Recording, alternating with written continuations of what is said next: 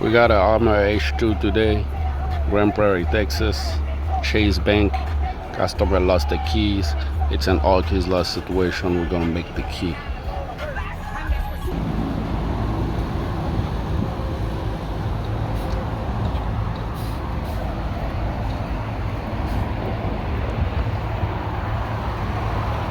It's B102. There's no chip. This vehicle security system is embedded in the lock. So if we insert this and it goes through, it means that's the key. Now, we gotta hope that the ignition wasn't replaced. One way is to replace the ignition and read the code off of the lock. The other way is to leash the door lock and make the key. I'm gonna start by leashing the door lock to read the cut off of it, because I don't like to remove the ignitions and disturb the plastics. Leash is GM39. We got two GM39. This is a lock reader and this is a pick and decoder. If the customer lose the keys and the door is locked, you would rather use this so you can open the car and then read the wafer to make the key. Or otherwise you can just read the wafer but you won't pick the door. You make the key and then you open the door with the key if you got the right cut. All right, so let's go ahead and check this out. Upon checking, I got 242134442.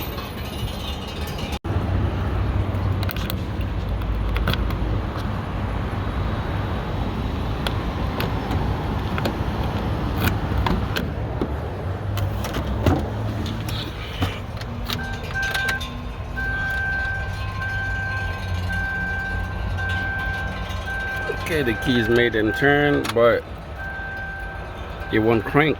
These are supposed not to have a security system.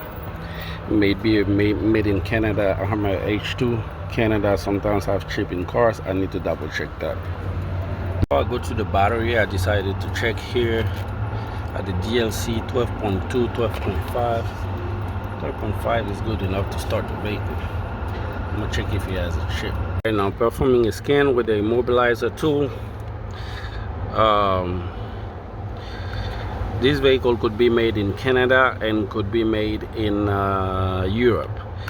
If I choose Canada, there's just no immobilizer systems. Okay, there's no immobilizer system. Only your remote could be programmed to this vehicle, meaning it doesn't use a chip or any immobilizer systems. If I choose Europe, on the other hand, it shows me control unit. This is where I would find the immobilizer system, and as you can see over there, there's immobilizer on top. Click on that, clear DTC for example. Oh, I shouldn't clear that. I'm going to cancel this. I'm going to click on information, and upon clicking on information, it tells me to turn the ignition on. Ignition is already on, and then let's see if it's able to talk to a computer, and there's no communication. So I'm gonna try to do add a key. Okay, ignition on.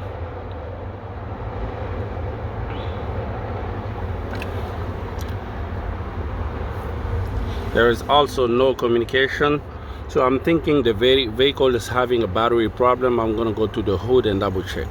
Power probe hooked up, positive and negative. This is ground and this is power. Let's check here.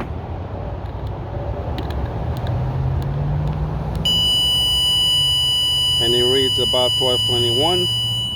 You need at least 1245 to start a car, so I'm thinking it's a battery problem. I'm gonna jump the car and find out if it starts now.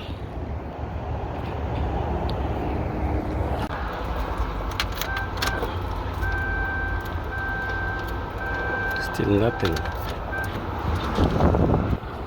What I did is I assumed that the immobilizer system was already active and armed. Like I said, the immobilizer system on this H2 is embedded in the lock. It's a pass lock system.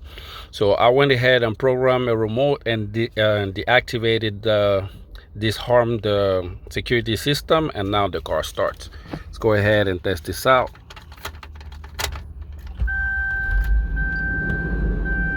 And now the H2 is running, as you can see right there.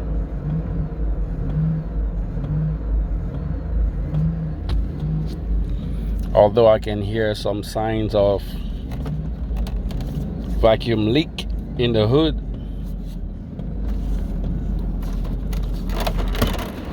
But the car is running.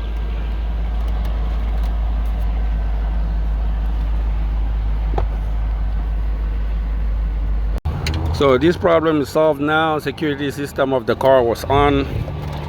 I'm gonna lower the windows, and as you can see, the Hummer is running. Everything is good. All case loss completed in front of Chase Bank, Grand Prairie, Texas. Texas heat, 95 degrees Fahrenheit.